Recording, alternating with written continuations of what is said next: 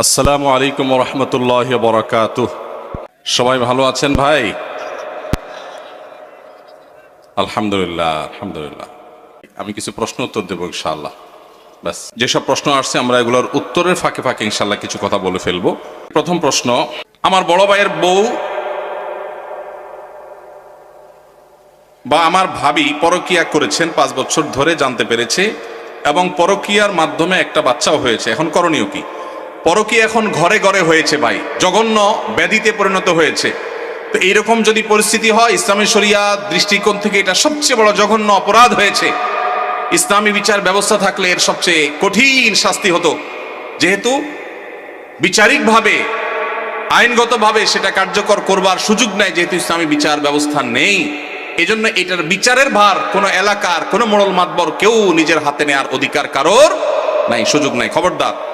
তবে এইরকম পাপিষ্ঠ তার সাথে সংসার করার বিষয়ে যদি সে চরিত্রহীন এটা সাব্যস্ত হয়, চার চরিত্র সংশোধনের আশা না থাকে, তাহলে তাকে ডিভোর্স দিয়ে ভিন্ন কোনো চিন্তা তার স্বামী করতে হবে। আর যদি তিনি তার কৃতকর্মের জন্য অনুতপ্ত হয়ে আল্লাহর কাছে মাপ চান, যেহেতু ইসলামী বিচার ব্যবস্থা নাই সেহেতু তার শাস্তি কার্যকর করবার উপায় নাই, কিন্তু তিনি তওবা করলে আল্লাহ তাআলা চাইলে মাফও করতে পারেন।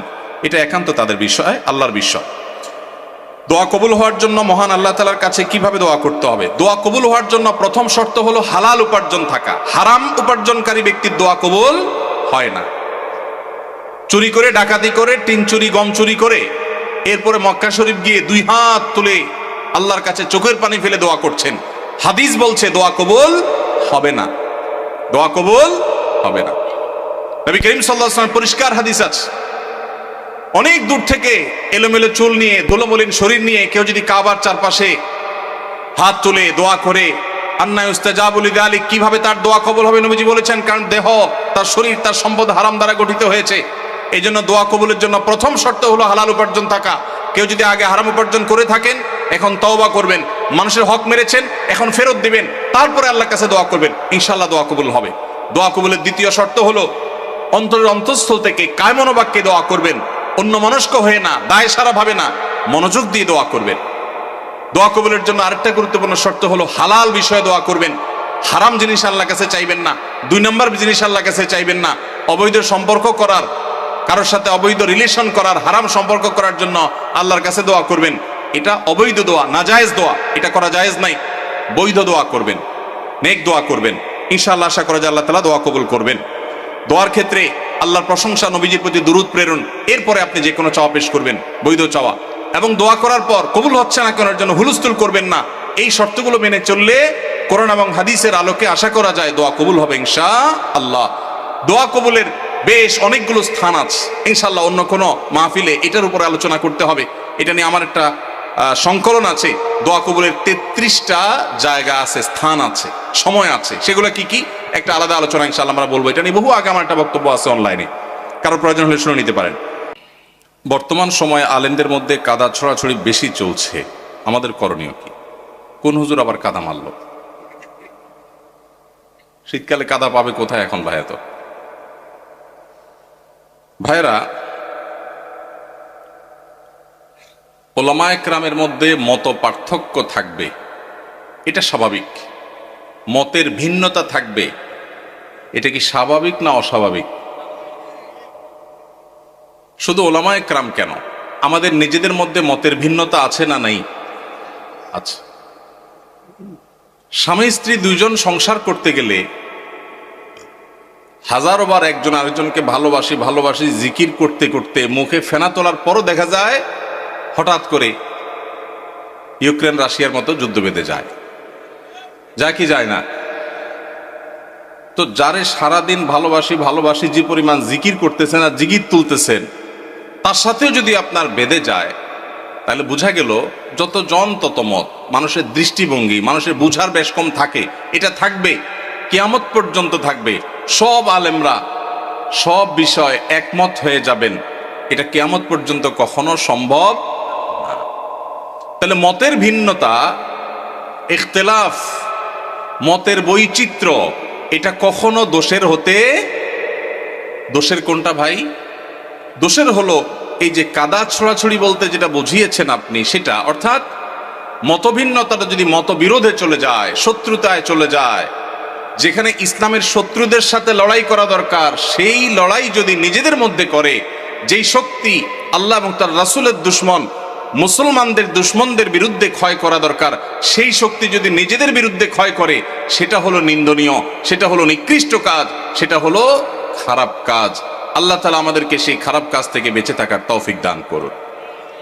ভাইরা আমার, এই দেশ সেই দেশ, যে দেশ ওয়াজ মাহফিলের আওয়াজে মুখরিত হয়। এই মাটি সেই মাটি, যে মাটিতে কনকনে শীতের মধ্যে প্যান্ডেলের বাইরেও অগণিত মানুষ ঘন্টাকে ঘন্টা দাঁড়িয়ে নিজের পকেটের টাকা খরচ করে এসে মাহফিল শোনেন। লক্ষ্মীপুর থেকে এই মাহফিলে এসেছেন, দেখা করেছেন আমার সাথে। চাঁদপুর থেকে এসেছেন, আমার সাথে দেখা করেছেন।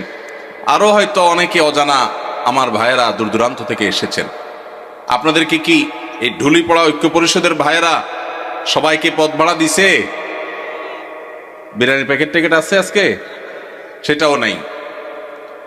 নিজের খরচে, নিজের গরজে ওয়াজ মাহফিলগুলোতে যে স্বতঃস্ফূর্ত অংশগ্রহণ হয়, বাংলাদেশে কোন সমাবেশে এই রকম স্বতঃস্ফূর্ততার কোন দৃষ্টান্ত কেউ দেখাতে পারবে না। সেই দেশে, সেই মাটিতে আমরা মুসলমানরা সামান্য কিছু বিদেশিদের দালাল, তাদের এজেন্ডা এই দেশের মাটিতে এদেশের মানুষের খেয়ে যারা বাস্তবায়ন করে, তাদের কাছে আমরা অনেকটা গোলামির জিঞ্জিরে আবদ্ধ হওয়ার মতো আবদ্ধ হয়ে আছি আজ 50টা বছর। 50 বছর বললে ভুল হবে, সে ব্রিটিশ আমল থেকে শুরু হয়েছে। দিন এবং ইসলামকে কোণঠাসা করে একঘরে রাখার এক অপরচেষ্টা, নীল নকশা এদেশে প্রতিনিয়ত বাস্তবায়ন করা হয়। এদেশের শিক্ষাক্রমে, পাঠ্যপুস্তকে এদেশের আপামর সাধারণ ধর্মপ্রাণ মানুষের চিন্তাধারার প্রকাশ আপনি সচরাচর দেখতে খুব কম পাবেন না। এদেশের সংবিধানে, এদেশের আইনে, এদেশের মিডিয়াতে, এদেশের আদালতে, এদেশের বিভিন্ন জায়গায় গণমানুষের আকাঙ্ক্ষা বলতে যা, সেটা খুব বেশি প্রতিফলিত হতে দেখবেন না। দেখবেন যে সব এজেন্ডা বাস্তবায়ন, বিভিন্ন জিনিস পুশ করানোর চেষ্টা, এত এত শয়তানি চক্রান্ত যেই মাটিতে চলে, সেই মাটিতে ইসলামপন্থীরা পরস্পর কাদা ছড়াছড়ি করবে, এর চাইতে নির্লজ্জতা, এর চাইতে দুঃখজনক ঘটনা মুসলমান জাতির জন্য আর কি হতে পারে? আল্লাহ তাআলা আমাদেরকে ভিন্ন ভিন্ন মত থাকা সত্ত্বেও পরস্পরের সাথে সৌহার্দ্যপূর্ণ সম্পর্ক বজায় রেখে, ভিন্ন ভিন্ন চিন্তা থাকা সত্ত্বেও কাঁধে কাঁধ মিলিয়ে, হাতে হাত মিলিয়ে যার যার আল্লাহ এবং তার রাসূলের পথে আহ্বানের মিশনকে আল্লাহ তাআলা সাকসেস করার তৌফিক দান করুন। ভাইরা আমার, সাপ যখন এসে যায়, যার হাতে যা থাকে সে তা নিয়ে ঝাঁপিয়ে পড়ে। কিভাবে সাপের ক্ষতি থেকে বাঁচা যায়, ঠিক না ঠিক? আমাদের উচিত আমরা যে যেই মতের হই, যে যেই পথের হই, আমাদের কমন শত্রু, আপনার শত্রু, আমার শত্রু, ওনার শত্রু, সবার শত্রু যারা যারা আমাদের শত্রু হওয়ার ব্যাপারে কোনো ভিন্ন মত নাই, তাদেরকে আপনি আপনার মতো, আমি আমার মতো, উনি ওনার মতো, তাদেরকে দমনের পিছনে লেগে যাই।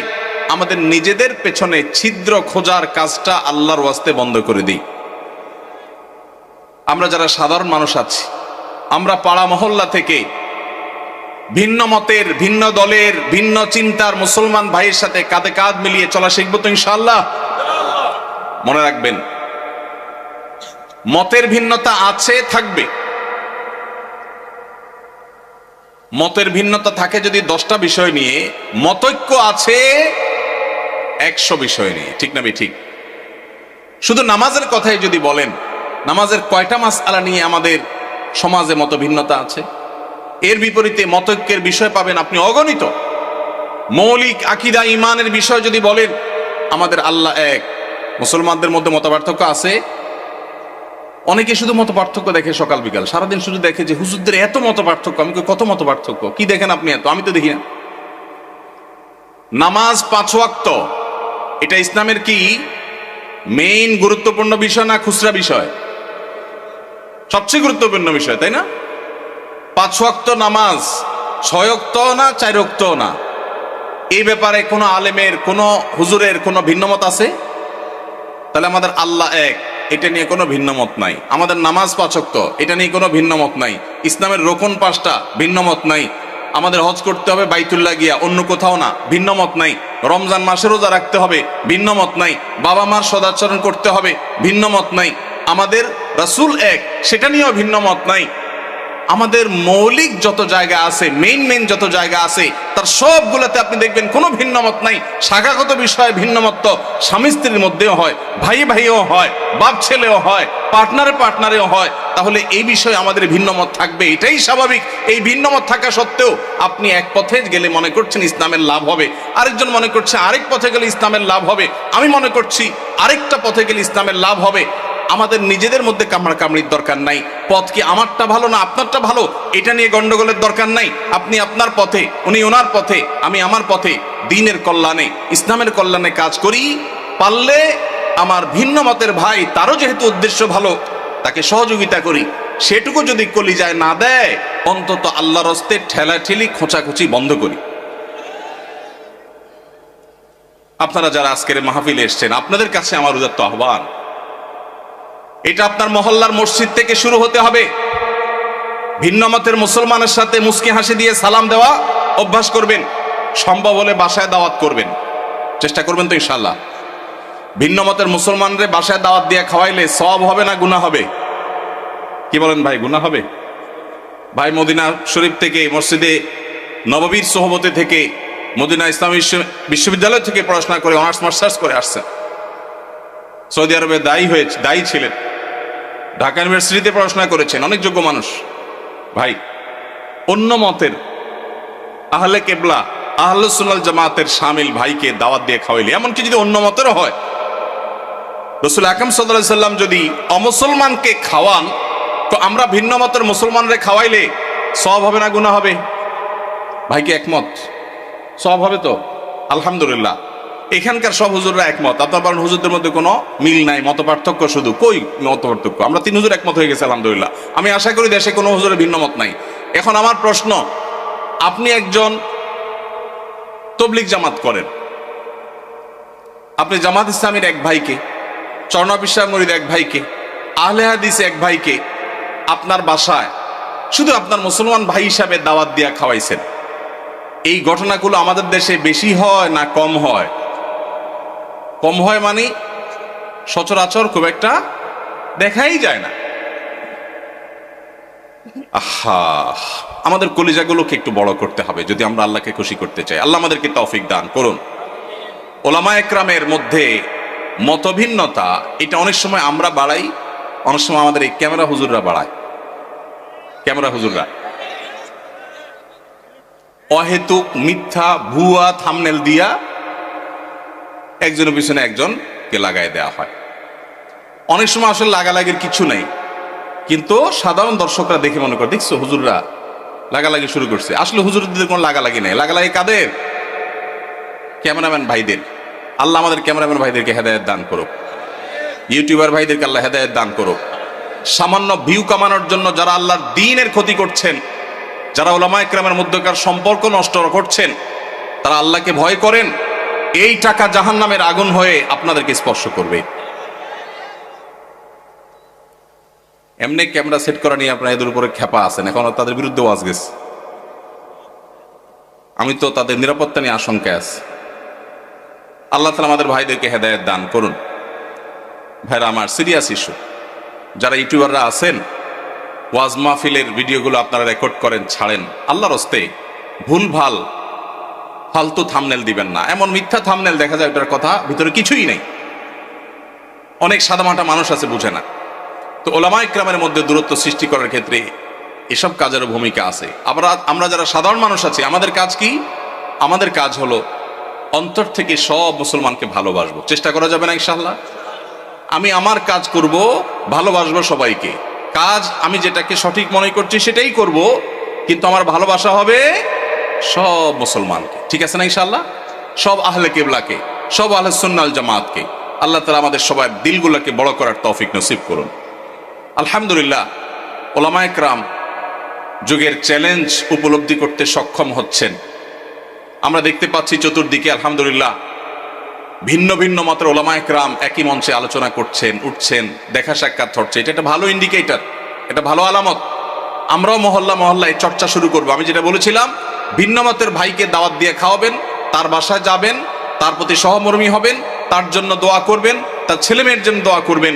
এর মাধ্যমে নিজেদের মধ্যে সম্প্রীতি এবং সৌহার্দ্য বাড়বে। আল্লাহ আমাদেরকে তৌফিক দান করুন। এরপরে প্রশ্ন, আজকাল হাই ভলিউমে গান শোনাটা ফ্যাশনে পরিণত হয়েছে, এটা থেকে কিভাবে পরিত্রাণ পেতে পারি আমরা? ভাইরা আমার,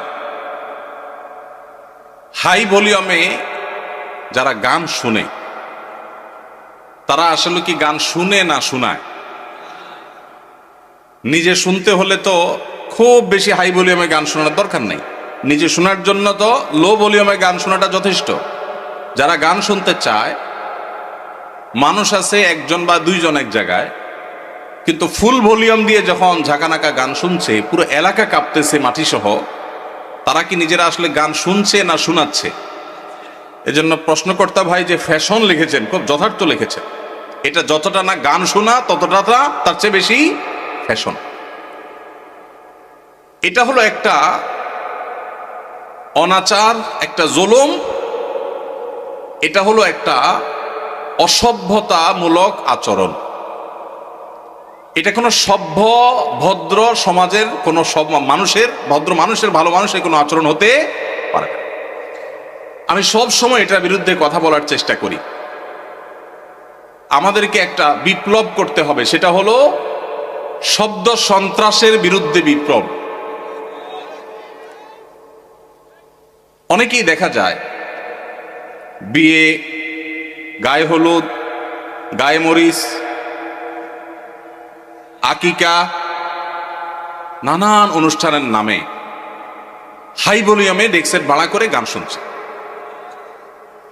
এখন আমার প্রশ্ন হলো, আপনার মনে অনেক খুশি, আপনি লাফাচ্ছেন গানের তালে তালে, ভালো কথা, হতে পারে, এটা আপনার ব্যাপার, ভালো কথা বলতে এটা আপনার ব্যাপার।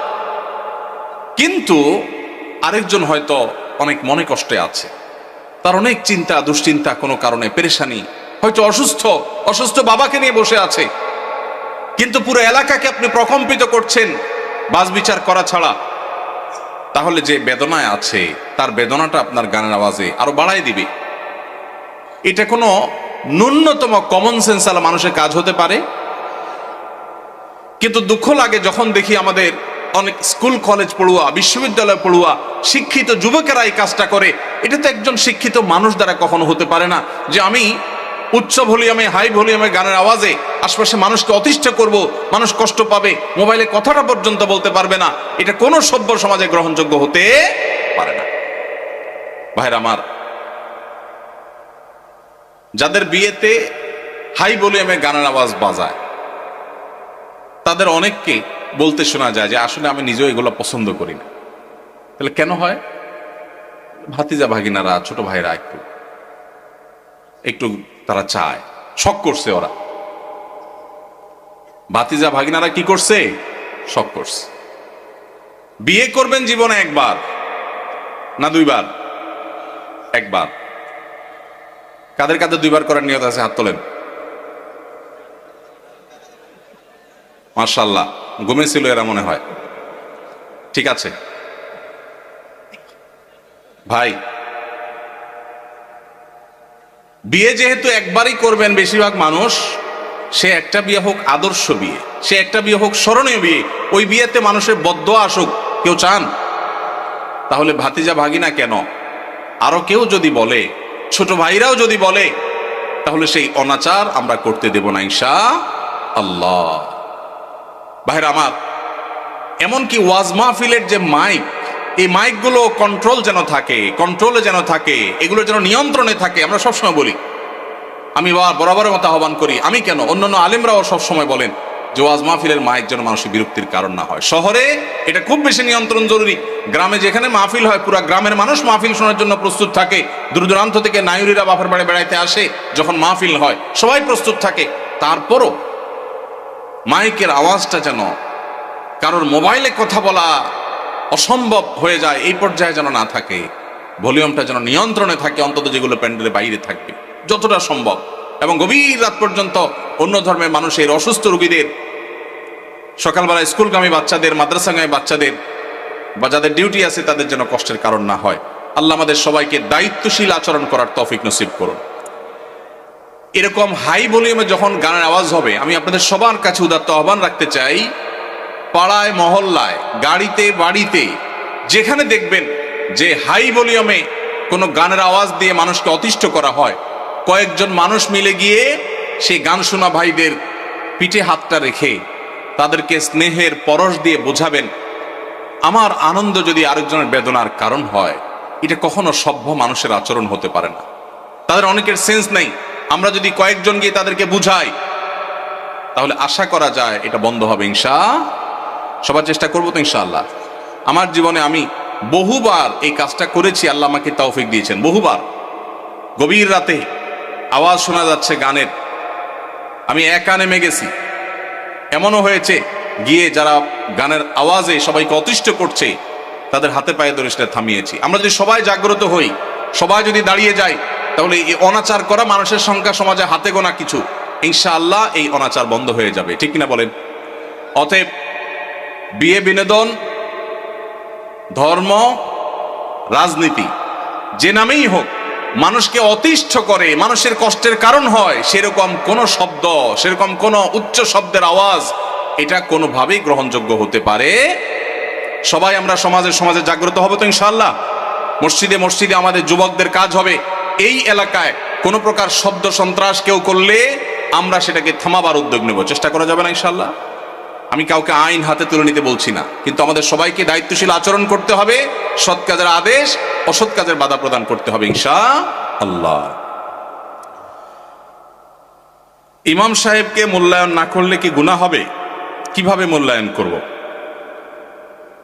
ইমাম সাহেবদের মূল্যায়ন না করলে গুনাহ তো অবশ্যই হবে। ইমাম সাহেবরা হলেন ওলামায়ে কেরাম, নবীদের ওয়ারিস। তাদের এই সমাজ তেমন কোনো মূল্য দেয় না।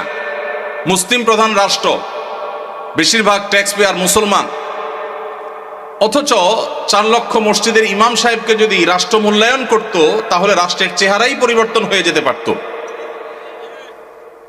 4 লক্ষ মসজিদের যে নেটওয়ার্ক সারা দেশে আছে, রাষ্ট্র যদি এই ইমাম সাহেবদেরকে রাষ্ট্রের বিভিন্ন গুরুত্বপূর্ণ কাজে তাদেরকে যদি ইনভলভ করত, প্রশিক্ষণ দিয়ে প্রস্তুত করত এবং তাদের থেকে যদি সার্ভিস নিত, তাহলে দেখা যেত রাষ্ট্রের অনেক বড় বড় কাজ মসজিদের ইমাম সাহেবদের দ্বারা সমাধা করা যেত। এত বিশাল লোকবল, এত বিশাল জনগোষ্ঠী, মসজিদের এত বিশাল বড় প্ল্যাটফর্ম, এত বড় মিডিয়া, এই সবগুলোকে রাষ্ট্র যদি অন করত, রাষ্ট্রের চেহারায় চেঞ্জ হয়ে যেতে পারত। কিন্তু ওই যে বলছিলাম, সে ব্রিটিশ আমল থেকে শুরু হয়েছে, আজও পর্যন্ত মুসলমানের দেশে মুসলমানরাই সবচেয়ে বেশি কোণঠাসা এবং দুর্বল। মুসলমানরাই সবচেয়ে বেশি বৈষম্যের শিকার, জুলুমের শিকার। ওলামায়ে কেরাম, মুসলমান প্রধান সমাজে যাদের মূল্য থাকার কথা, তাদের সমাজ রাষ্ট্র মূল্য দেয় না, এমনকি আমরা সমাজের মানুষও মূল্য দেই না। ঠিক না বেঠিক? ইমাম সাহেবদের মূল্যায়ন কিভাবে করবেন? তাদের মূল্যায়ন করবেন, তাদেরকে সবচেয়ে বেশি সম্মান করবেন। কারণ নবী করিম সাল্লাল্লাহু আলাইহি ওয়াসাল্লাম বলেছেন, মাল্লাম ইউবাজ্জিল আলিমানা ফালাইসা মিন্না, যে ব্যক্তি আমার উম্মতের আলিমদেরকে সম্মান দেয় না, মর্যাদা দেয় না, ইজ্জত দেয় না, সে আমার উম্মত হতে পারে না। অতএব আপনার মসজিদের ইমাম সাহেব আপনার কাছে সম্মানিত হতে হবে। কমিটির লোক, মুসল্লি ভাইয়েরা, তাদেরকে চাকরের মতো আচরণ করতে পারবেন না, তাদেরকে শ্রদ্ধা করবেন। তারা নেতার মতো মর্যাদা দিবেন, তাদের সঠিক কথাগুলো বলার অধিকার দিবেন, সুযোগ দিবেন, তাদের মিম্বরে স্বাধীনভাবে কথা বলার সুযোগ দিবেন, তাদের গলা চিপে ধরতে কাউকে দিবেন না। ইমাম সাহেবরা তাদের সম্মানজনকভাবে চলার মতো বেতন দিবেন, সম্মানই দিবেন, থাকার ব্যবস্থা করবেন। কারণ তারা অন্য কোনো কাজে এঙ্গেজ হতে পারেন না, ইমামতি করতে গিয়ে তারা এখানে এঙ্গেজ থাকতে হয়। অতএব তাদের জীবনযাপন যেন সম্মানজনকভাবে হয়। পৃথিবীর অন্য যে কোনো মুসলমান দেশে, পৃথিবীর অন্য যে কোনো মুসলমান প্রধান দেশে মসজিদের ইমাম সাহেবরা আমার ক্ষুদ্র জ্ঞান অনুযায়ী বাংলাদেশের ইমাম সাহেবদের চাইতে ভালো অবস্থানে আছে অর্থনৈতিকভাবে। দুর্ভাগ্য আমাদের দেশের মানুষের, যে আমাদের দেশে মানুষের অনেক ভালো ভালো গুণ থাকলেও মসজিদের ইমাম খতিব সাহেবদের সম্মানী, তাদের বেতন ভাতা, এগুলো দেওয়ার ব্যাপারে আমাদের বেশিরভাগ মসজিদ কমিটির লোকেরা কার্পণ্য করে। মনে করে ইমাম সাহেবের বেতন আবার 20-30 হাজার টাকা, এত টাকা দিয়ে উনি কি করবে? এই এলাকায় যে সমস্ত ইমাম সাহেবরা আছেন, আমি কি কাউকে দেখতে পারি? কেউ আছেন ইমাম সাহেবরা? কোথায়? আপনার বেতন কত ভাই? পুরুষের নাকি বেতন জিজ্ঞেস করলে এটা নাকি আয়ব, আপনি মনে কষ্ট নিয়েন না, এটা শুধু একটু বোঝার জন্য। আপনি ইমাম? আপনি ইমাম? আপনার কত? দোনোজনের 7,000 কোন এলাকার আপনারা? ওনাদের ভাইদের মসজিদ। আপনি কোন মসজিদের ইমাম? বড় মসজিদ নাম কি? পশ্চিম পাড়া বড় মসজিদ। পশ্চিম পাড়া বড় মসজিদের কমিটির লোকজন কারা আছেন? কোন মসজিদ? কই? উনি পূর্বপাড়া। হ্যাঁ, পূর্বপাড়া মসজিদের মসজিদ কমিটির লোকেরা কেউ ভাই আছেন? হাত তোলেন, হাত তোলেন, হাত তোলেন, নাহলে আশপাশের লোকজন বাইর করে দিবে কিন্তু। হাত তোলেন। আছে পূর্বপাড়া কেউ? আছে? আছে? থাক, আমরা ওনাকে দেখাতে চাই না। আছে? পশ্চিম পাড়ার আছেন? আছেন। আর ইমাম সাহেব নাই? কই কই ভাই ইমাম সাহেব, আপনি কোন পাড়ার? একটু দাঁড়ান, কষ্ট করে একটু দাঁড়ান। কোন গ্রামের ইমাম আপনি? হ্যাঁ, মনোহরপুর। আপনার বেতন কত ভাই? 5,500। এই মনোহরপুরের মসজিদ কমিটির কেউ আছেন? মুসল্লি কেউ আছেন কিনা অন্তত? যারা আছেন হাত তোলেন তো। মুসল্লি কারা? কেউ হাত তুলবে না। কমিটির একজন পাওয়া গেছে মুসল্লি? আচ্ছা থাক। আর ইমাম সাহেব কে আছেন বলেন? আপনি ইমাম? ভাই আপনার বেতন কত? হ্যাঁ, মসজিদ থেকে বেতন কত বলতেছি?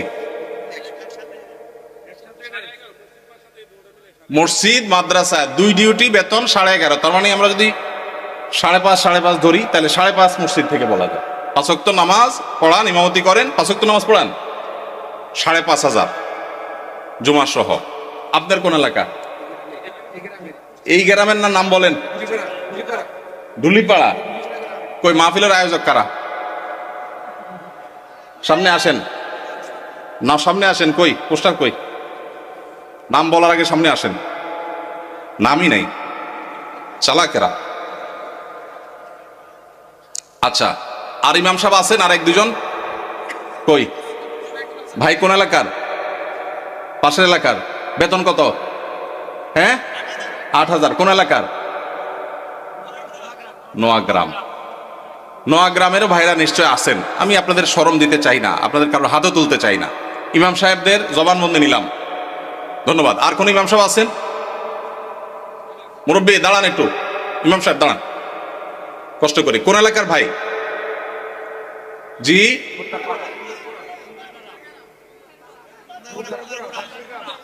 এতজন বললে কেমনে বুঝবো? খুন্দারপাড়া, খুন্দারগড়া। ওকে, আপনার পাশের গ্রাম। আপনার বেতন কত ভাই? 6,000। বসেন ভাইরে। প্রশ্ন প্রসঙ্গে চলে আসলো, এতজন ইমামের জবানবন্দি আমরা নিলাম। হয়তো খুঁজলে আরো 10-20 জন ইমাম পাওয়া যাবে। অনেকে হয়তো চক্ষু লজ্জায় হাতটা উঠাচ্ছেন না, বলছেন না।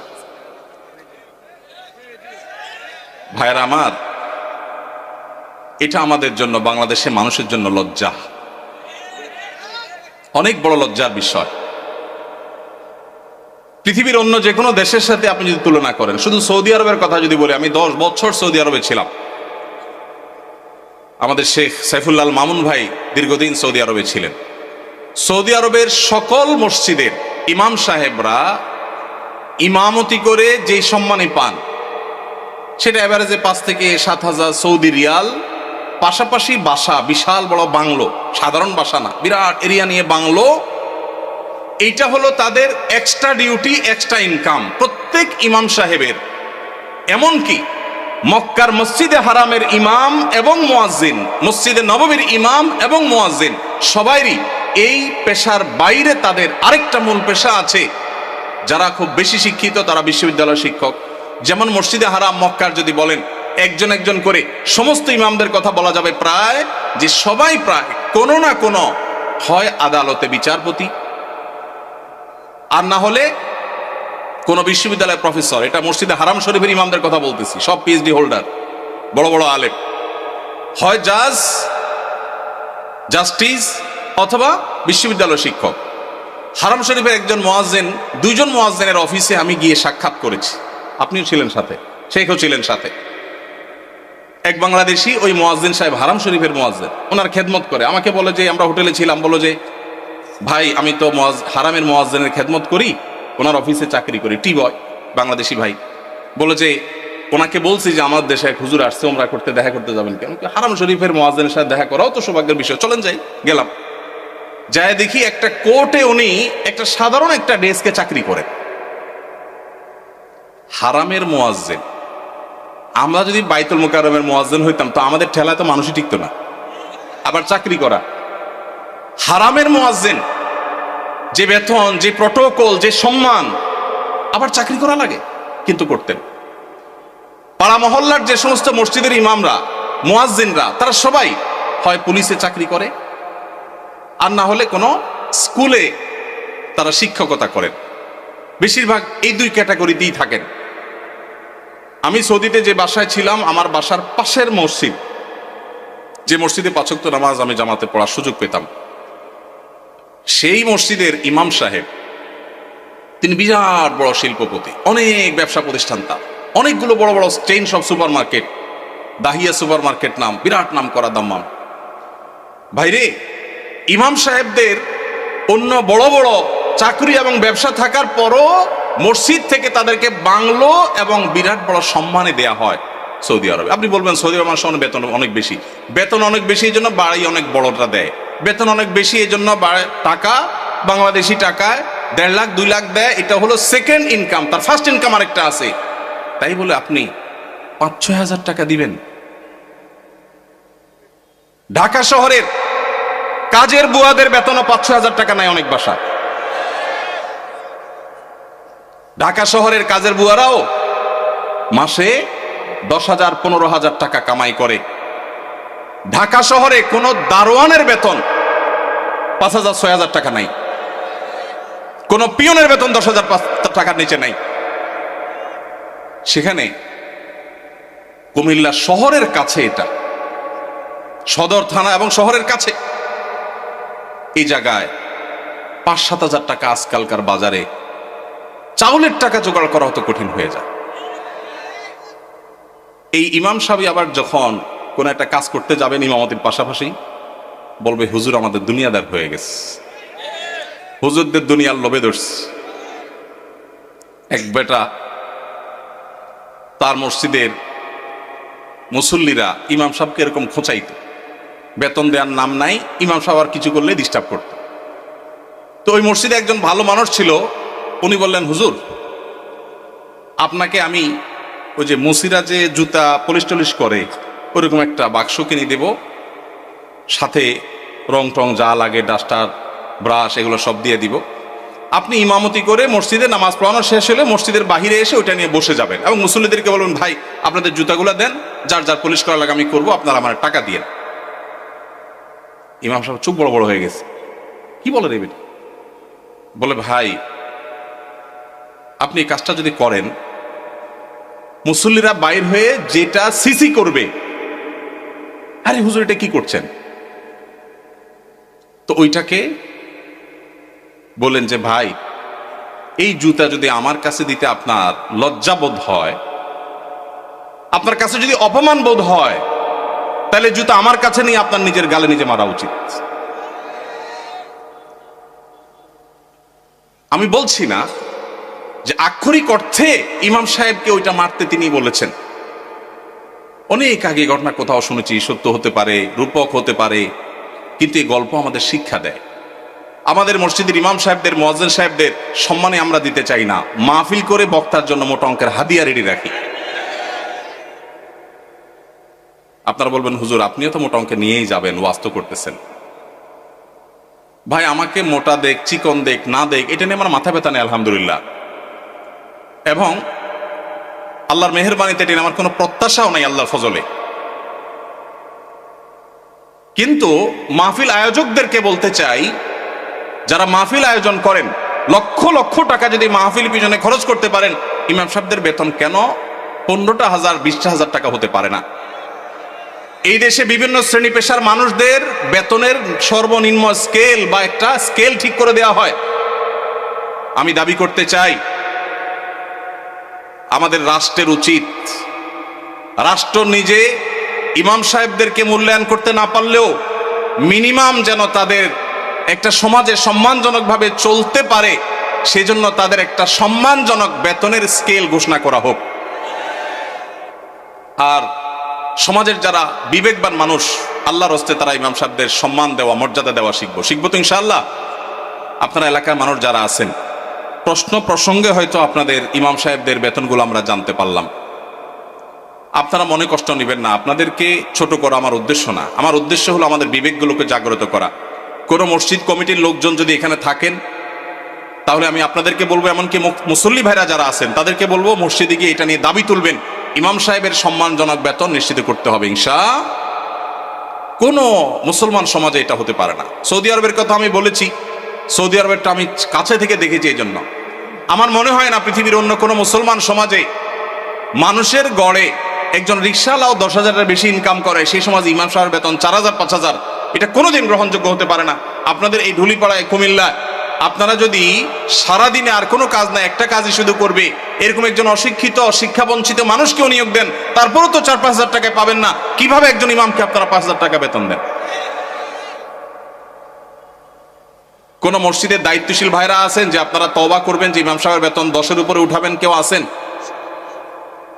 থাকলে পার্টিকুলার কেউ থাকলে বলেন। কেউ আছেন? সভাপতি সাহেব, সেক্রেটারি সাহেব যদি থাকেন যে আলোচনা করবেন, অন্তত এ ওয়াদা করবেন। আপনি কোন মসজিদের নাম বলেন? নোয়াগ্রাম। এখন বর্তমান বেতন কত ইমাম সাহেবের? উঠছেন যেহেতু জিজ্ঞেস করি। 7,000। এখন নিয়ত করছেন কত দিবেন? 25 সাল থেকে। 25 সাল মানে এখন তো 25 শুরু হয়ে গেছে। 10-এর প্রস্তাবনা আছে। মাশাআল্লাহ মাশাআল্লাহ। ভাইয়ের মসজিদ কোন এলাকা? নোয়াগ্রাম চৌধুরী বাড়ি। আপনি কি কমিটির? ভাই কমিটি সেক্রেটারি। ওনার মসজিদের ইমাম সাহেবকে ওনারা এই মাস থেকে 10,000 টাকা দেওয়ার নিয়ত করেছেন। বলে আলহামদুলিল্লাহ।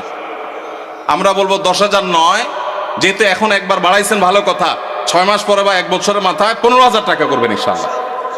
যখন ওরা সেটারও নিয়ত করবেন। নোয়াগ্রামের ভাইয়েরা আপনারা দেখে শুনে রাখেন, কিন্তু রাগ করেন নাই তো আবার? জাযাকাল্লাহ খাইর।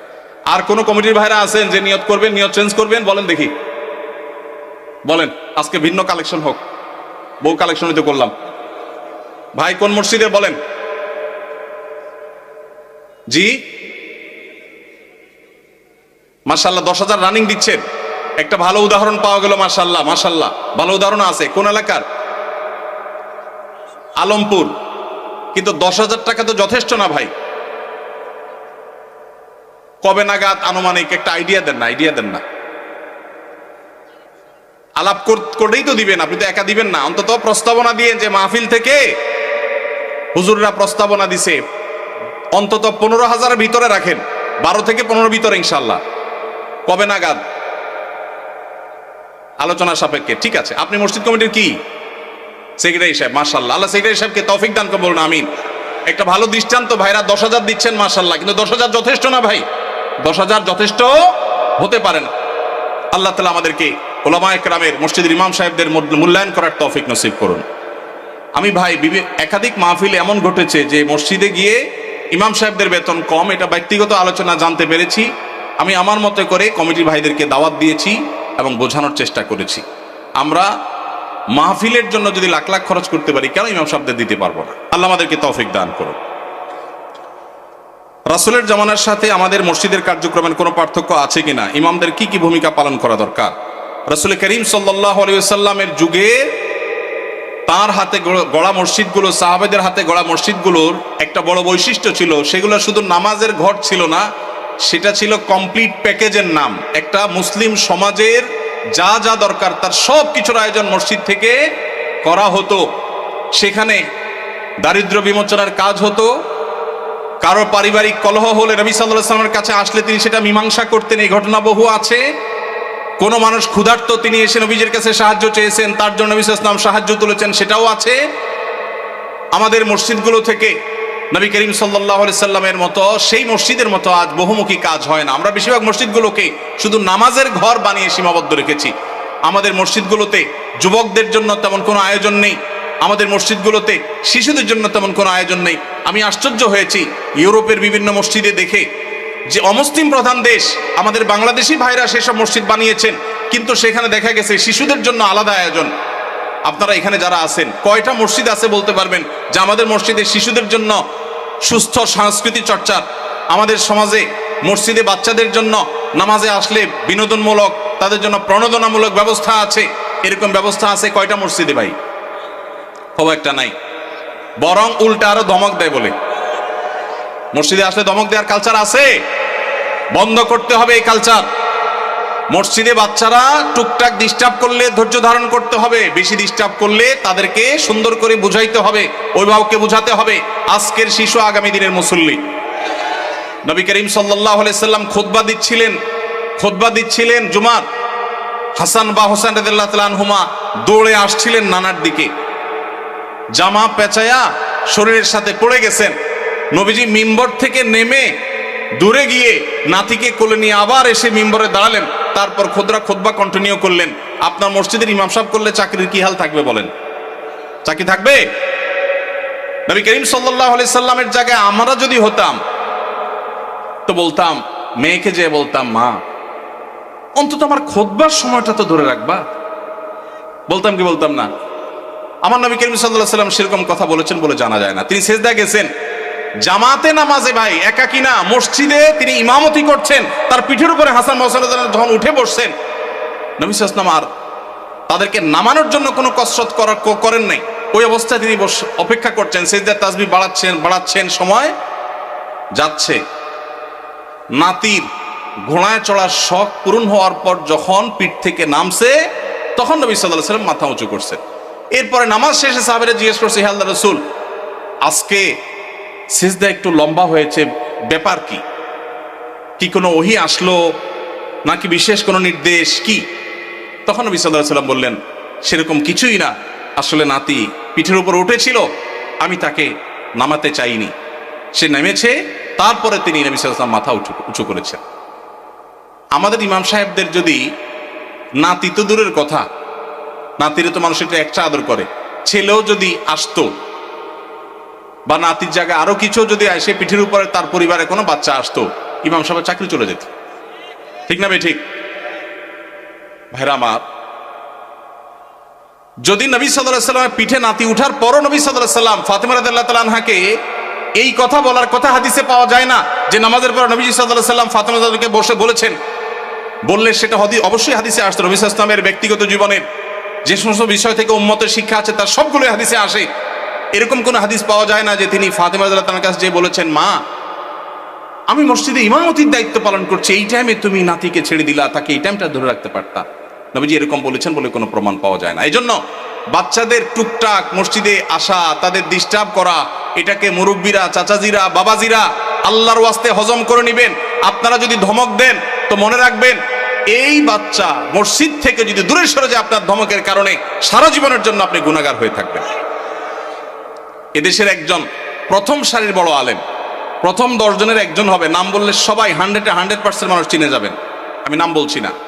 ওনার ছেলে মদিনা ইউনিভার্সিটিতে তখন পড়ে, আমাকে বলেছিল ব্যক্তিগতভাবে, ভাই আল্লাহ আমাকে আলেম বানিয়েছেন, মাদ্রাসা পড়িয়েছেন, ইউনিভার্সিটিতে পড়ালেখা করে অনার্স করেছি, আমি ছাত্র বা শৈশবে ছোট জীবনে মসজিদ থেকে ধমক খাইছি এক মুরব্বীর, আমি মরণ পর্যন্ত ভুলবো না, আমার মনে কতটা আঘাত সেটা এঁকে দিয়েছে। বহু ধমক জীবনে খেয়েছি, কিন্তু ওই ধমকটা ভুলবো না।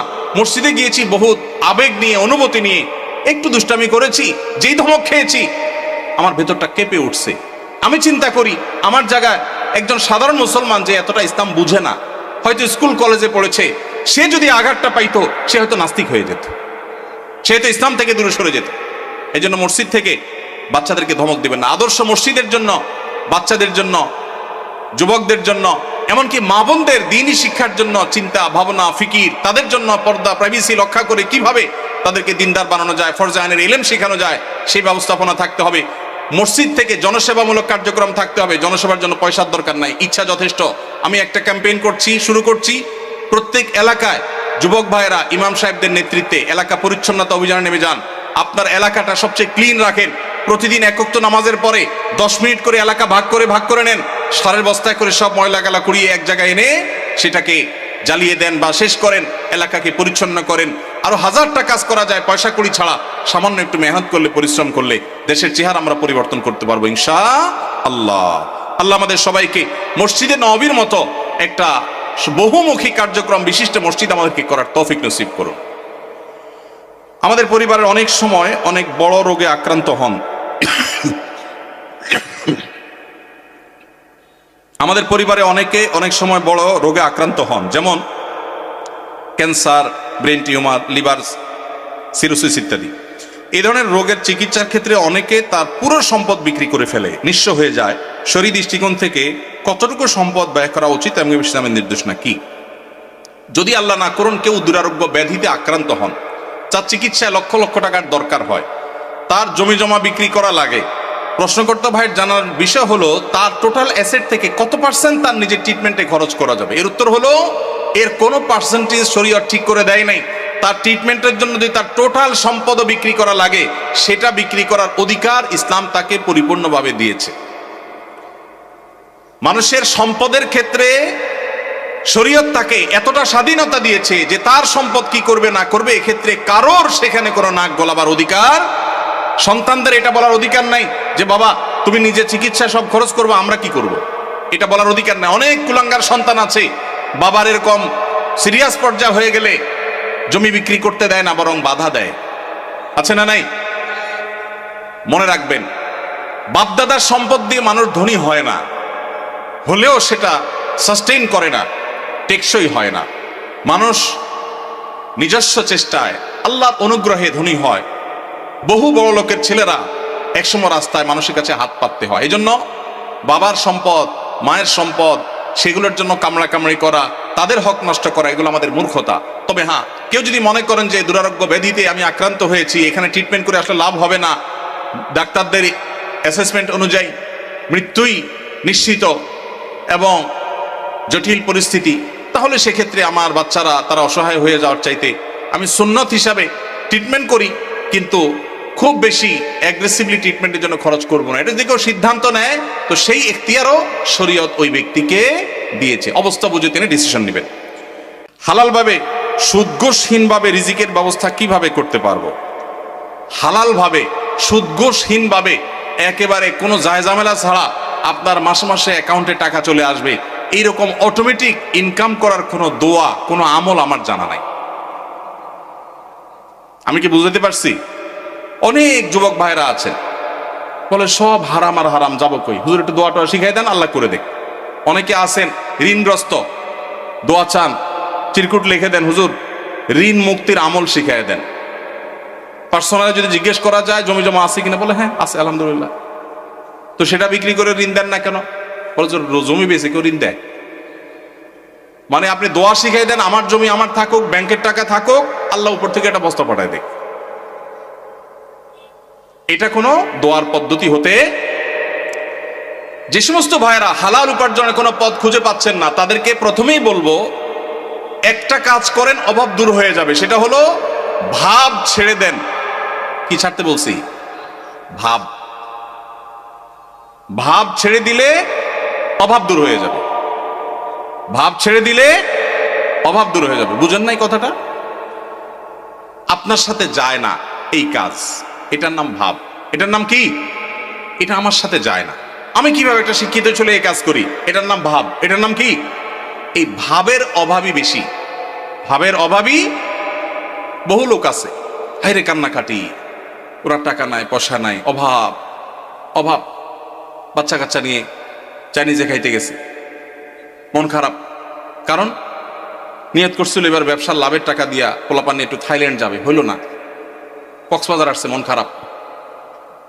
এটা কিসের অভাবী? ভাবের অভাবী। কিসের অভাবী? ভাব ছেড়ে দিলে অভাব এমনি দূর হয়ে যাবে। আমি বিভিন্ন জায়গায় বলি, সেদিন ডুয়েটের প্রোগ্রামেও বলেছি, আমি ছাত্র জীবনে 600 টাকা বেতনে ইমামতির চাকরি করেছি। আমি তখন স্ট্যান্ড করা ছাত্র। আমি তখন চট্টগ্রামে হাটহাজারী মাদ্রাসা, বাংলাদেশ সবচেয়ে বড় মাদ্রাসার ভর্তি হওয়া ছাত্র।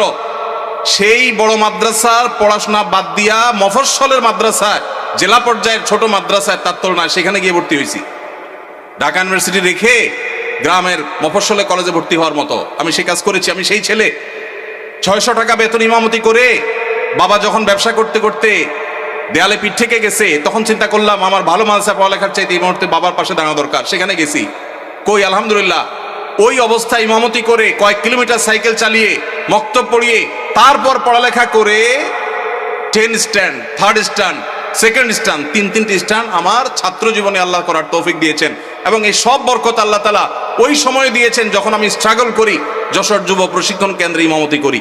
বছর একদিন দুই দিন না। এখন যুবকরা বলে যে অভাব কিভাবে দূর করব। আমের সিজনে 10 কেজি আম নিয়ে বসে যান। 10 কেজি আমের দাম কত? আত্মীয় স্বজন বন্ধু বান্ধব চাইলে অনেকের কাছ থেকে পেয়ে যাবে। 5 টাকা 10 টাকা করে লাভ করেন, 11 কেজির টাকা হয়ে যাবে। এরপর 11 কেজি নিয়ে বসেন, আস্তে আস্তে সামনে বাড়েন। যুবকরা এখন চাকর হইতে চায়, উদ্যোক্তা হতে চায় না। আসুন্নাহ ফাউন্ডেশন আপনাদেরকে উদ্যোক্তা বানাতে চায় ইনশাআল্লাহ। আমরা একটা সার্কুলার দিয়েছিলাম কিছুদিন আগে। আমাদের কাছে এমনি সাহায্যের জন্য আসা লোকের অভাব নাই। সার্কুলার দিয়েছিলাম যে যেই কোনো গরিব, অভাবী, যুবক, তরুণ, যে কোনো বয়সের মানুষ, সে যদি আবেদন করে আর বলে আমার একটা দক্ষতা আছে, 100 লাখ টাকার পুঁজি হলে আমি পায়ের উপর দাঁড়াইতে পারবো, সে যদি এটা সুন্দর করে বুঝাইতে পারে তো ফাউন্ডেশন সেটা করবে। আপনারা জেনে অবাক হবেন, এই সার্কুলার দিয়ে 1-1.5 মাস গত হয়ে গেছে, এখনো পর্যন্ত আমরা তেমন কোনো আবেদন পাইনি। ফেসবুকে ওপেন সবার জন্য, যে কেউ গুগল লিঙ্কে ক্লিক করে দিতে পারে, কিন্তু উল্লেখযোগ্য আবেদন নাই। বেশিরভাগ যুবকই মনে করে যে একটা রেডিমেড সার্টেন অ্যামাউন্ট হয়ে গেলে আমার সব হয়ে যাবে। আল্লাহর সাথে চুক্তি করে, আল্লাহ লাখ 10 দিলে চলবে, একটা বাইক, একটা ফোন আর ইউ টাইপের একটা বিজনেস আইডিয়া, ব্যাস। এই বংবাং মার্কা চিন্তা করে কোনোদিন অভাব দূর হবে না। পরিশ্রমী হতে হবে, পরিশ্রমী। রাজি আছেন তো ইনশাআল্লাহ? মুসলিম তরুণ কখনো অলস হতে, নবী সাল্লাল্লাহু আলাইহি ওয়াসাল্লাম দোয়া করেছেন, আল্লাহুম্মা ইন্নী আউযু বিকা মিনাল আজজি ওয়াল কাসাল। আল্লাহ আপনার কাছে অলসতা থেকে পানা চাই, আমি অলস হতে চাই না। আল্লাহর কাছে দোয়া করেছেন। সেখানে আমরা অলস থাকি। কোনো কাজকে ছোট মনে করবেন না, অলস হবেন না। যেখানে যা পাবেন পরিশ্রমী হয়ে লেগে যাবেন, ইনশাআল্লাহ আল্লাহ তাআলা আপনার হালাল উপার্জনের শত পথ বের করে দিবেন। চেষ্টা করা যাবে না ইনশাআল্লাহ? 2টা জিনিস বলেছি। কোনো কাজকে ছোট মনে করা যাবে। আমি যত বড় মানুষ হই, ছোট কাজ করতে অসুবিধা কি? আমি একটা ব্যবসা করার প্ল্যান অনেক দিন থেকে করছি। আলহামদুলিল্লাহ, আমি 10 বছর সৌদি আরবে প্রবাসী ছিলাম। আল্লাহ তাআলা অনেক বরকত সেখান থেকে দিয়েছেন। সেটা দিয়ে আল্লাহ তাআলা ছোট ছোট 2টি ফ্ল্যাট করার তৌফিক দিয়েছেন। 10 বছর চাকরি শেষে সৌদি আরবে এতগুলো টাকা একসাথে পাওয়া যায়, ওই যে ভাই জানেন। এই সবগুলো টাকা দিয়ে আল্লাহ তাআলা যে ছোট ছোট 2টি জায়গা দিয়েছেন, তার ভাড়ার টাকা আসে, আমার ডাল ভাত খেয়ে বাঁচা যায়। তারপর আমি ব্যবসা করতে চাই, কারণ আমি চাই যে আমার ভাইয়েরা, আমার দিনী ভাইয়েরা, তারা শিখুক যে পরিশ্রম করতে হয় হালাল উপার্জনের জন্য। অন্যের উপার্জনের পথ যেন খোলে সেজন্য চেষ্টা করতে হয়। এই জন্য সুদ ঘুষ ছাড়া, হারাম ছাড়া উপার্জনের পথের জন্য কায়িক পরিশ্রম শুরু করে দেন, চেষ্টা করা শুরু করে দেন। আসুন্নাহ ফাউন্ডেশনের স্কিল ডেভেলপমেন্ট ইনস্টিটিউটে বেকার তরুণদেরকে প্রশিক্ষণ দেয়। প্রশিক্ষণের পর কাউকে পুঁজি দিয়ে ব্যবসা দেওয়া, কাউকে চাকুরি দেওয়া, কাউকে বিদেশে চাকরির সন্ধান করে দেওয়া, এই কাজটা আসুন্নাহ ফাউন্ডেশন করছে। শত শত যুবকের জন্য করছে। Open for all. সামনে রমাদান উপলক্ষে স্মল বিজনেস ম্যানেজমেন্টের কোর্সের জন্য আবেদন করা হচ্ছে। দেশের যে কোনো জায়গা থেকে যে কেউ আবেদন করতে পারবে। আমাদের ফেসবুক পেজ দেখলে পাবেন। আল্লাহ তাআলা আমাদের ভাইদের হালাল উপার্জনের পথ উন্মুক্ত করে দিন, বলুন আমিন। অজু করার পর বাচ্চাদেরকে বুকের দুধ খাওয়ালে কি অজু ভেঙে যায়? না। বুকের দুধ মায়েরা যদি বাচ্চাদেরকে খাওয়ান অজু অবস্থায়, অজুর কোনো ক্ষতি হবে না। কারণ দুধ এটা কোনো নাপাক জিনিস না। শরীর থেকে নাপাক জিনিস বের হলে তখন মানুষের অজু ভঙ্গ হয়। যেহেতু মায়ের বুকের দুধ এটা কোনো অপবিত্র জিনিস না, নাপাক না, অতএব বাচ্চাকে দুধ খাওয়ালে তাতে অজুর কোনো ক্ষতি হবে না। বোনের হক আদায় করা গুরুত্বপূর্ণ কাজ, কিন্তু যদি এমন হয় যে 2 ভাইয়ের মধ্যে একজন বোনের হক দিতে আগ্রহী, অপরজন দিতে রাজি নন, এক্ষেত্রে যিনি দিতে চান তিনি যে দিতে পারছেন না তার জন্য গুনাহ হবে কিনা? ভাইরা আমার, এই প্রশ্ন অনেকের। অনেক পরিবারে একজন ভাই আল্লাহ ভীরু, তিনি বোনের হক দিতে চান, আল্লাহর ভয় আছে, কিন্তু বাকি ভাইরা দিতে চান না। কি করবেন?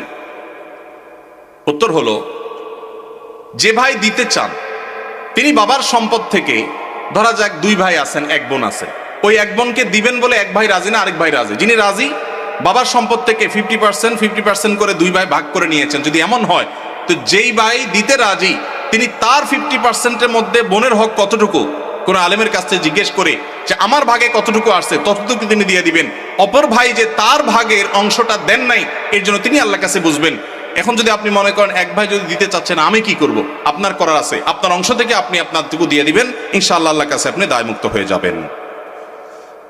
কেউ মারা গেলে বা ধর্মীয় পরিচয় দিতে গেলে বলা হয় তিনি সম্ভ্রান্ত মুসলিম পরিবারে জন্মগ্রহণ করেছেন।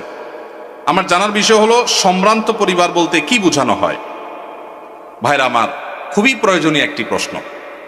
বহু আগে আমি, আমার ফেসবুক আইডি ছিল একটা, আইডিটা ডিঅ্যাক্টিভ হয়ে গেছে, নাই এখন আর। সেখানে আমি এই বিষয়ে একটা ছোট্ট স্ট্যাটাস লিখেছিলাম, অন্তত 10 বছর আগে হয়তোবা।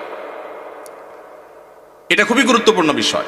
আপনারা প্রায় শুনবেন কোন নেতা, কোন পয়সাওয়ালা বা যে কোনো মানুষ মারা যাওয়ার পর তার ব্যাপারে কোনো নিউজ করা হলে বা কোথাও লেখা হলে, এমনকি পরিচয় দিতে গেলে, ধর্মীয় পরিচয় দিতে গেলে বলা হয় তিনি অমুকের ছেলে অমুক, তিনি অমুক গ্রামের একটি সম্ভ্রান্ত মুসলিম পরিবারে জন্মগ্রহণ করিয়াছেন। আপনারা পড়ছেন না, পড়েন না এরকম লেখা? এই যে সম্ভ্রান্ত মুসলিম পরিবার বলা হয়, এটা আমার একান্ত ব্যক্তিগত দৃষ্টিভঙ্গি। এটা আমি মনে করি খুবই গর্হিত একটা শব্দ। এমনি সম্ভ্রান্ত শব্দ, এই শব্দ নিয়ে ভিন্ন আলাপ আছে, আমি সেদিকে যাচ্ছি না, শব্দ বিশ্লেষণে যাচ্ছি না। সম্ভ্রান্তে বলতে বোঝানো হয় আশরাফ, অভিজাত, কুলীন, তারপরে আশরাফ মানে খুব বেশি সম্মানীয়। এই যে বংশ এবং পরিবারের মধ্যে কুলীন আর অকুলীন, এই ভেদাভেদ কাদের মধ্যে আছে? হিন্দু ভাইদের মধ্যে আছে, ঠিক না ভাই? ঠিক। হিন্দুদের মধ্যে জাতের ব্যবধান আছে না নাই? হিন্দুদের মধ্যে সব জাতের মানুষ কি সমান?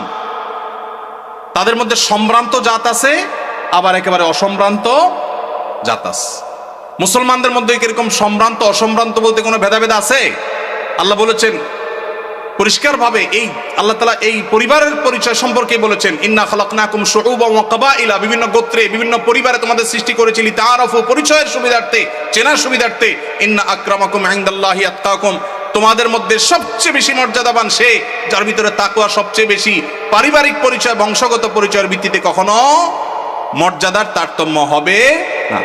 অতএব সম্ভ্রান্ত আর অসম্ভ্রান্ত মুসলমানদের মধ্যে ধারণাটাই হলো হিন্দু থেকে আসছে, এবং একটি ভুল, একটা অপসংস্কৃতি, এটা আমাদের দূর করতে হবে এবং ত্যাগ করতে হবে ইনশাআল্লাহ।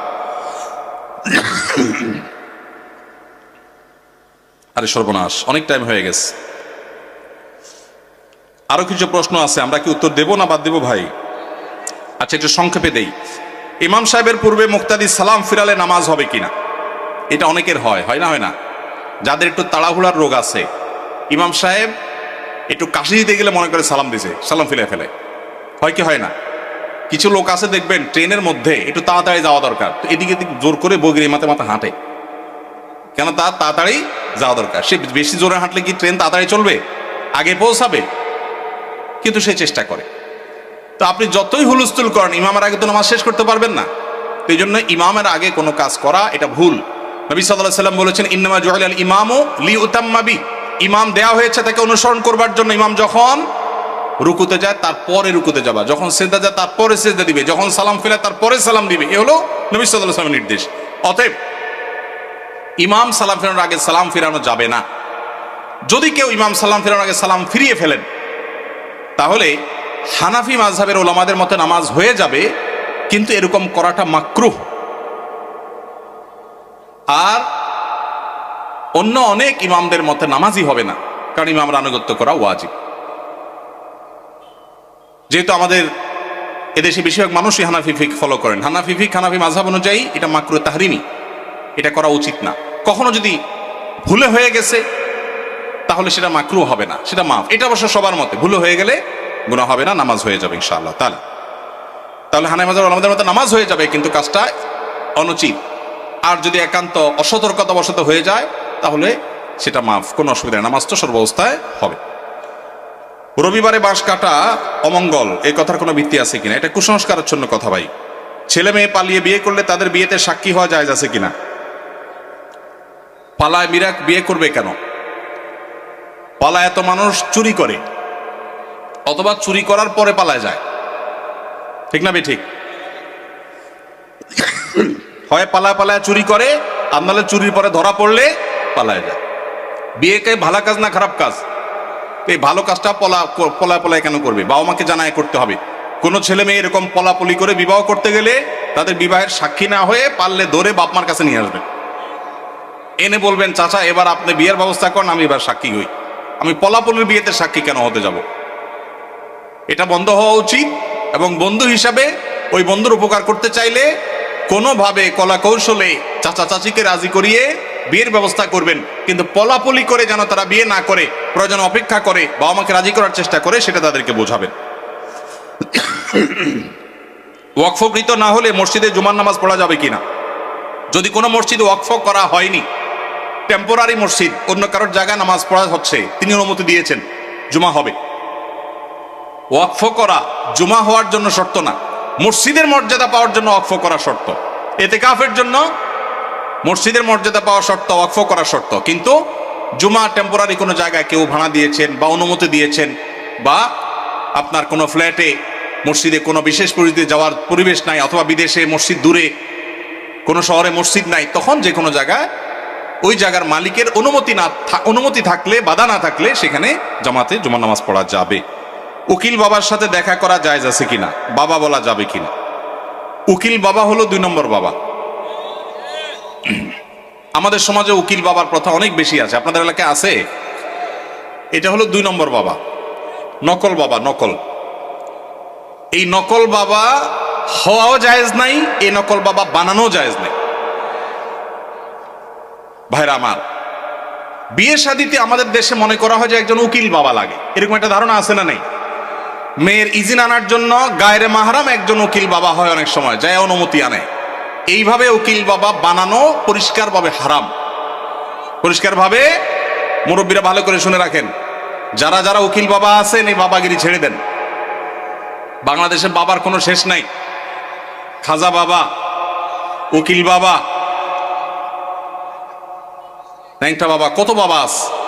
আল্লাহ তাআলা এই সমস্ত নকল বাবা থেকে আমাদেরকে হেফাজত করুন। বিয়ে উপলক্ষে কোনো উকিল বাবা টাবা চলবে না। নিজের বাবা বেঁচে থাকলে সেই বাবা তিনি নিজের সন্তানের বিয়ে দিবেন, ব্যাস। মেয়ের অনুমতি বাবা আনতে যাবেন। জাজ্জল্যমান বাবা উপস্থিত, আগাগোড়া 5 হাতি বাবা আছে, এরপরও দেখা যায় আরেকজন উকিল বাবা সেজে সেখানে নাটক করতে যায় অনুমতি আনার জন্য। এই নাটক করা জায়েজ নাই, পরিষ্কারভাবে হারাম, পর্দাহীনতার কারণে। বিশেষ করে গায়রে মাহরাম কেউ যখন উকিল বাবা সাজে, ওই মেয়ে সারা জীবন তারে বাপ বাপ ডাকে, খানা খাওয়ায়। এটা আমাদের সামাজিক মানে একটা কুসংস্কার বলতে পারেন, এর সাথে ইসলামের কোনো সম্পর্ক। যুবকরা বিয়েতে কোনো উকিল বাবা যেন না থাকে। মুরব্বীরা যার যার বিয়ের উকিল বাবা আছেন, আল্লাহর হস্তে বাবাগিরি ছেড়ে তওবা করে আল্লাহর কাছে চলে আসেন, চেষ্টা করবেন তো ইনশাআল্লাহ। এই উকিল বাবার নাম দিয়া পর্দাহীনতা 2 নম্বরই 1000টা জিনিস হয়। নিজের বাবারই খবর নাই, কিসের আবার উকিল বাবা? হ্যাঁ, উকিল বাবার লগে বললো ভাগছে কোন মেয়ে? আল্লাহ মাফ করুক আমাদেরকে। ওই যে বেশরিয়তি কাজ করলে তো একটা না একটা অঘটন ঘটবেই, এই জন্য এই সমস্ত অন্যায় কাজ করা যাবে না। জনাব, আমার ভাগ্নির একটা ছেলে ও মেয়ে, 3-4 বছরের বাচ্চা আছে। তার স্বামী ঝগড়া অবস্থায় তালাক শব্দ ব্যবহার করেছে। সবাই এই সংসার মিলায়া দিয়েছে 2 বছর পূর্বে। এখন আবার গত 20 দিন আগে 3 তালাক ঝগড়া অবস্থায় দিয়েছে। এখন তওবা পড়ে নেওয়া যাবে কিনা জানাবেন। তালাক হলে মসজিদে হারামের শেখ সুদাইস সহ অন্য যত ইমাম সাহেবরা আছেন, ওনারা সবাই যদি এনে ওনাদেরকে আনানো হয়, ওনারা আসার পরও যদি জামাই বউকে তওবা পড়ায় দেয়, তারপরও সে বিয়ে টিকবে না। এই মাসআলাতে পৃথিবীর কোনো আলেমের কোনো ভিন্ন মত নাই। তালাক যদি হয়ে যায় তওবা দিয়া সেটা কখনো রিকভার হয় না।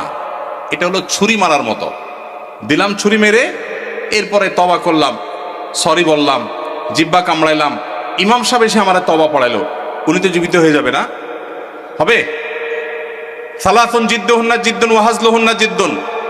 আমার অনেক দিনের একটা শখ, তালাক নিয়ে একটা ওয়াজ করব, 2 ঘন্টার একটা ওয়াজ করব, কারণ এদেশে ঘরে ঘরে চুন থেকে নুন খসলেই তালাক দিয়ে দেয়। এরা হলো ছোট লোক। এরা কোন লোক? কথায় কথায় যারা স্ত্রীকে তালাকের কথা বলে, এই পুরুষগুলো হলো ছোট লোক। মহিলাদের খুশি হওয়ার কারণ নাই। কথায় কথা যে মহিলা বলে আর করবো না, তোমার সংসার, বাবা বাড়ি চলে যাব, এরাও ছোট লোক। আল্লাহ তাআলা আমাদেরকে এই ছোট লোক থেকে বাঁচার তৌফিক নাসিব করুন। নির্লজ্জের মতো কিছু হলে তালাকের কথা বলে। আমি এই ঘটনা বহু জায়গায় বলছি। আমার এক হুজুর ছিলেন, তালাকের মাসালা জিজ্ঞেস করতে আসলে আগে ধরে কষায়া পিটা দিতেন, এরপরে মাসালা দিতেন। এখন এই মাসালা যার জন্য জিজ্ঞেস করছেন, এই আমলটা আমি করতে পারতাম তো। আসেনি এখানে আসামি? আসেনি? ভাইগা গেছে? আসামি বলে ভাগছে প্রশ্ন দিয়া। ভাইরা আমার, চুন থেকে নুন খসলে তালাক দেওয়া জঘন্য অপরাধ, খুবই খারাপ অভ্যাস। যুবক ভাইরা, বউয়ের সাথে ঝগড়া লাগলে আমি বলি, পারলে একটা চিমটি দিয়েন, একটা ধাক্কা দিয়ে দিয়েন, আল্লাহর রাস্তায় তালাক দিয়েন না। চিমটি ধাক্কা যদি বেশি দেন, ব্যথা বেশি পায়, আপনার বিচার করা যাবে, এটার একটা রিকভার করা যাবে, তবা টবায় কাজ হবে। কিন্তু তালাক দিয়া বসছেন, তবায় কাজ হবে না। এই মাসআলায় তাদের সংসার করা না করার বিষয়ে এলাকার বড় আলেম বা বড় মাদ্রাসা গিয়ে কি ঘটছে পুরো বিস্তারিত জেনে তারপর উত্তর নেবেন। কারণ কোনো বিশেষ কেস নিয়ে আমরা প্রশ্নোত্তর এরকম সেশনে উত্তর দিই না যে হ্যাঁ আর সংসার নাই বা আছে, কারণ তালাকের মাসআলায় ভাবে উত্তর দেওয়া যায় না, পুরো ডিটেল জানতে হয়। এটা কোনো আলেম বা কোনো দারুল ইফতায় গিয়ে কোনো ফতোয়া গিয়ে জেনেও তারপরে সেটা অনুযায়ী সমাধান করবেন। কিন্তু এইটুকু জেনে রাখেন, তালাক যদি হয়ে যায়, তওবা পড়ায় কোনোদিন তালাক টিকানো, সংসার টিকানো যায় না। এই জন্য তালাক দিতে সাবধান। কখনো মুখ ফসকের আগের চোটে তালাক দিবেন না। তালাক দিতে হলে ঠান্ডা মাথায় পরামর্শ করে ডিসিশন নিয়ে তারপরে সামনে আগাবেন। আল্লাহ আমাদেরকে তৌফিক দান করুন। তালাক চক্র কি আবার? এটা আবার কোন চক্র? তালাক দিয়ে টাকা খায় মানে? ও, ছেলে তালাক দিলে কাবিনের টাকা কে দিবে? ও, মেয়ে পক্ষ তালাক নেয় টাকার লোভে? বা ভালো ব্যবসা দেখা গেছে। ব্যবসার আইডিয়ার জন্য পৃথিবীবাসী বাঙালি কাছে আসা উচিত। বাপরে বাপ, কি মাথা! যে সমস্ত মেয়ের বাবারা মোটা অঙ্কের মোহর ধার্য করেন এই ধান্দায়, এরা নিকৃষ্ট বাবা। এই নিকৃষ্ট বাবাদের কপালে কখনো দুঃখ ছাড়া সুখ আসবে না। অনেক বাবা আছেন মোহর ধরেন 10 লাখ 20 লাখ, কেন? যাতে না ছুটে। এ ভাই, টাকা বেশি ধরলে কি বিয়ে বেশি টিকবে? মুরব্বী যারা আছেন খবর নেন, অল্প স্বল্প মোহরের টাকা ছিল, কিন্তু বিয়ে মাশাআল্লাহ এখনো টিকে আছে। আর যুবক 10 লাখ 20 লাখ মোহরের টাকা ফুটুস ফুটুস করে ভাঙে। ঠিক না ভাই? ঠিক। বাবাজির মোহরের টাকা কত ধরা হয়েছিল? বাবাজি, আপনার মোহর কত ধার্য হয়েছিল? 2 লাখ। কত আগে বিয়ে করছেন আপনি? হ্যাঁ, 89 সনে। আপনি কি বড় লোকের ছেলে নাকি? সাধারণ মানুষ? আচ্ছা, সত্য সত্য বলেন, 2 লাখ কে দিছিলেন? চাচিরে দিছিলেন আপনি? সবর সবর সবর, দিছিলেন? সম্পদ দিছেন, 2 লাখ হবে সেটা? আলহামদুলিল্লাহ, তাহলে তো দিছেনি। আপনারা এতক্ষণ ঠিক ঠিক বলে তো লাভ হলো না। মুরব্বী তো ঠিকই দিচ্ছেন মাশাআল্লাহ।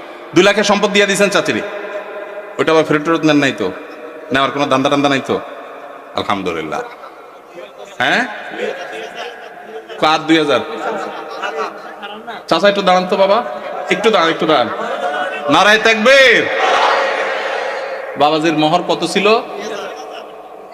2000 কত আগে বাবা? হ্যাঁ হ্যাঁ, কত আনুমানিক? 60 বছরের 2000 তো এখন 20 লাখ টাকার সমান মনে হয়। ওই টাকা কি সে আমলে শোধ করছেন না এখনকার আমলে এসে শোধ করছেন? হ্যাঁ, দিয়া ফেলাইছেন তখনই? তাহলে আস্তে আস্তে দিছেন, আলহামদুলিল্লাহ। এটা একটা দৃষ্টান্ত উজ্জ্বল, মাশাআল্লাহ। তো 2000 টাকার বিয়ে টিকছে তো? আছে তো চাচি? আছে তো? চাচি বেঁচে আছে? মারা গেছেন? আলহামদুলিল্লাহ বিয়ে টিকছে, আল্লাহ চাচিকে দুনিয়া থেকে নিয়ে গেছেন, আল্লাহ তাকে জান্নাতুল ফেরদৌস নসিব করুন।